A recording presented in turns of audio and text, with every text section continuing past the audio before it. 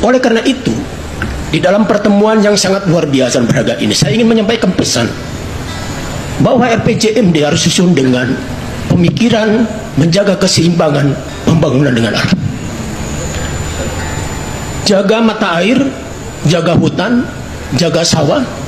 Karena Pak Gubernur kemarin dalam sambutan Munas kami menyampaikan bahwa apabila Jawa Barat ingin makmur, ingin sejahtera, airnya harus dijaga. Pak Gubernur dengan warna putih yang selalu setia mengikat kepalanya adalah simbolisme air yang terus mengalir dari hulu sampai ke hilir, bergerak terus tanpa batas, tanpa rasa khawatir. Dan kami di DPRD adalah warna hitam yang akan terus memberikan sarana supaya air itu terus mengalir, memberi kesejahteraan kepada rakyat Jawa Barat.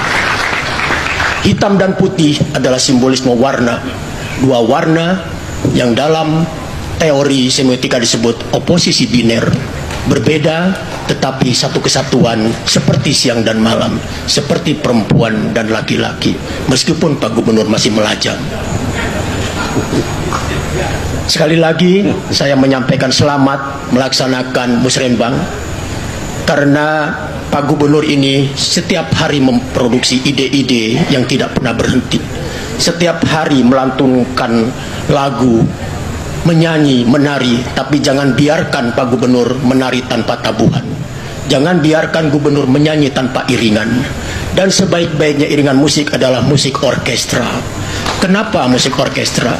Karena musik orkestra itu semua pemain patuh pada aturan, patuh pada regulasi, namanya partitur.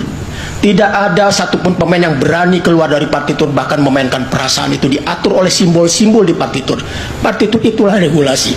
Oleh karena itu, sebanyak-banyak ide Pak Gubernur, maka semua perangkat, termasuk juga anggota DPRD, mari kita bebarengan menyusun aransemen yang kita tuangkan dalam partitur, supaya ide-ide gubernur itu bisa terwujud dalam sebuah program pembangunan yang sesuai dengan regulasi dan tujuannya untuk kesejahteraan masyarakat Jawa Barat. Sehingga berbagai macam kebijakan yang saat ini dikeluarkan oleh KDM tidak terlepas dari tiga hal tersebut. Yang pertama, KDM suka bagi-bagi uang. Yang kedua, KDM marah-marah. Siapa yang dimarahin? Rakyat yang melanggar aturan. Dan yang ketiga, nangis. Ini cuma tiga hal aja yang dilihat. Bagi duit, marah, nangis. Dan itu sama seperti konten kreator YouTuber yang followernya jutaan. Nah, makanya coba Pak F bikin konten bagi-bagi duit, nangis, marah-marah, pasti naik follower. Dan itu yang dilakukan oleh KDM. Sehingga berbagai macam kebijakan yang saat ini dikeluarkan oleh KDM tidak terlepas dari tiga hal tersebut. Gimana Bang? Es campurnya enak? Seger, dingin, mantap. Tapi kemanisan Bang Iwan. Bang ya kenapa Bang kalau kemanisan? Ya kan katanya kalau kemanisan itu bisa merusak gigi. Nah yang bener Bang, emang begitu? Tuh tanya pemirsa. Bener kan pemirsa? Kalau minuman yang manis-manis itu bisa merusak gigi. Itu gigi Mamang rusak karena minuman manis? Bukan. Ya terus karena apa? Ini mas saya jatuh dari motor, Bang Iwan. Tuh, ternyata naik motor juga bisa merusak gigi, Mang. Oh iya. Umumin atuh. Iya pemirsa. Hati-hati kalau mengendarai sepeda motor, karena ternyata sepeda motor bisa merusak gigi.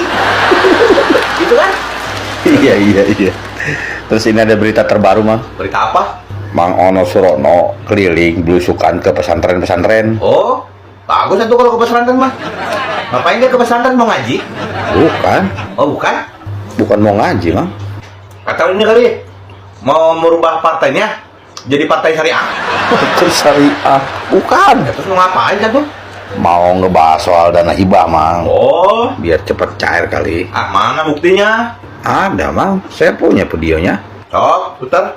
Siap, ya kan? Siap. Terima kasih banyak Pak Ketua, Pak Ono, Wakil Ketua DPRD yang hadir pada kesempatan ini. Ini ada momen penting bagi kami, bagi Pondok Pesantren Jawa Barat. Karena pada saat ini kami seperti anak yang ditinggalkan oleh orang tuanya. Karena saya pikir sekarang Gubernur Jawa Barat lebih fokus kepada konten, lupa bagaimana memperhatikan pondok pesantren, di mana pondok pesantren adalah pilar utama dalam membangun Jawa Barat istimewa. Tuh, itu, Mang. Itu. Nah, kalau menurut Mamang itu omongan si Pak Kiainya disetting nggak, Mang? Ya kalaupun disetting bagus dong jadinya. Bagus apanya sih, Mang? Ya berarti Bang Ono hebat. Hebat. Ternyata dia punya bakat terpendam, Bang Iwan. Bakat apa, Mang? Jadi sutradara. Jadi sutradara. Ya kan kemarin dia udah mengarahkan dialognya Kades Pasir Munjul. Bagus dia mengarahkan dialog. Ini juga dia mengarahkan dialog ada perwakilan Bapak Kiai. Oh, gitu. Nah, ada bakat jadi sutradara. Terus cocoknya jadi sutradara apa? Dia cocoknya main film misteri. Judulnya Misteri Penyaluran Dana Hibah. Sampai sekarang masih misteri. Tapi kalau dia bikin film misteri kasihan juga ya. Banyak soalnya misteri yang harus difilmkan sama dia. Emang banyak, Mang? Ya kayak misalnya satu lagi misteri utang BPJS ya gitu. Atau bisa dikombinasikan antara dana hibah sama utang BPJS. Jadi misteri anggaran yang tertukar. Tapi bukannya film misteri mah film hantu, Mang, setan-setanan. Bukan lah. Saya mah taunya film misteri itu hantu. Itulah salahnya orang-orang di Indonesia. Salah bagaimana? Kalau film yang hantu-hantuan, setan-setanan, itu mah masuknya kategori horor, bukan misteri. Oh iya. Kalau misteri mah film yang sulit diungkapkan, fakta yang sulit diungkapkan, kayak misteri, bukan horor. Tapi kalau si Mang Ono jadi sutradara film horor, hantu-hantuan gitu, setan-setanan cocok nggak? Atau kalau film hantu-hantuan setan-setanan mah kayaknya kurang cocok, Mang Iwan. Emang kenapa, Mang? Kurang cocok? Ya kan Mang Iwan tahu nih, tugasnya setan itu apa? Apa coba, Mang? Yaitu membujuk orang-orang untuk berbuat dosa. Iya benar itu. Nah berarti kalau jenis filmnya kayak begitu, Mang Ono nggak cocok untuk jadi sutradara. Terus cocoknya jadi apa? Dia cocoknya jadi pemeran utama. Mang Ono mengklarifikasi. Wah, rame nih ya. Ya kita tahu bahwa kemarin ada kades yang mengaku ternyata dititah oleh Mang Ono untuk membuat pernyataan seperti di dalam video yang dipublikasi oleh Mang Ono di dalam media sosialnya. Ini menarik sekali ya, menjadi hangat karena Mang Ono berkata di situ, saya tidak pernah memberikan titah terhadap kades tersebut. Dalam hal ini menurut saya ya sah-sah saja Mang Ono untuk mengatakan seperti itu, untuk memperkuat argumentasinya. Tapi masyarakat juga diperbolehkan untuk sama-sama menanggapi statementnya Mang Ono. Ya bisa saja masyarakat sekarang menilai Mang Ono, ya siapa sih maling yang ngaku, kan begitu.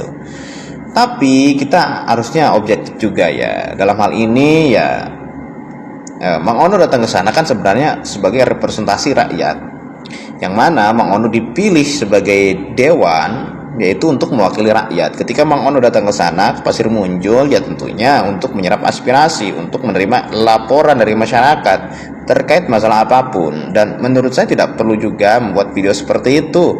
Karena apa? Karena ya tadi representasi Pemprov itu ya Mang Ono. Yang Mang Ono itu untuk menampung aspirasi. Gitu. Bahwa Gubernur Jawa Barat seharusnya memiliki tim sengketa. Anggota DPRD dari fraksi PKB Mang Yusuf berorasi cetar membahana menyindir gubernur. Tapi pertanyaan saya untuk Mang Yusuf nih, Mang, gubernur mana yang Anda sindir ketika Anda menjadi pembicara untuk membahas masalah lahan sengketa yang terjadi di Kota Bandung, Semansa SMAN 1 Bandung, tepatnya di Dago. Kan Emang berstatement ya bahwa gubernur telat membentuk tim sengketa. Ini gubernur yang mana yang telat? Sedangkan yang saya tahu kalau tidak salah informasi dan tidak salah baca, masalah sengketa lahan Semansa ini awal mulanya terjadi di bulan November 2024. Dan 2024 itu masih kepemimpinan Bapak Ridwan Kamil atau Kang Emil. Jadi ketika Mang Yusuf berkata gubernur telat membentuk tim sengketa, berarti gubernur yang mana? Kang Emil. Ketika benar itu Kang Emil, maka sportif dong, fair lah. Ya, tidak usah ditutup-tutupi. Emang kenapa sih Anda tidak berani mengkritik Kang Emil? Ada apa dengan Kang Emil? Nggak CS pisan? Sudah sobat banget atau bagaimana? Anda jangan pernah menunjukkan ketidaksukaan kepada orang lain. Anda itu wakil rakyat. Saya rakyat, pemilih Anda, pemimpin Anda. Saya tidak suka punya wakil rakyat seperti itu. Boga rasa julid ke batur. Ya, harusnya sebutkan saja dalam orasi yang cetar membahana itu. Begini contohnya. Untuk masalah sengketa semansa ini, menurut saya, Bapak Ridwan Kamil, dulu yang menjabat sebagai gubernur Provinsi Jawa Barat, sangat disayangkan sekali telat membentuk tim sengketa, sehingga masalahnya menjadi berlarut-larut sampai sekarang ini.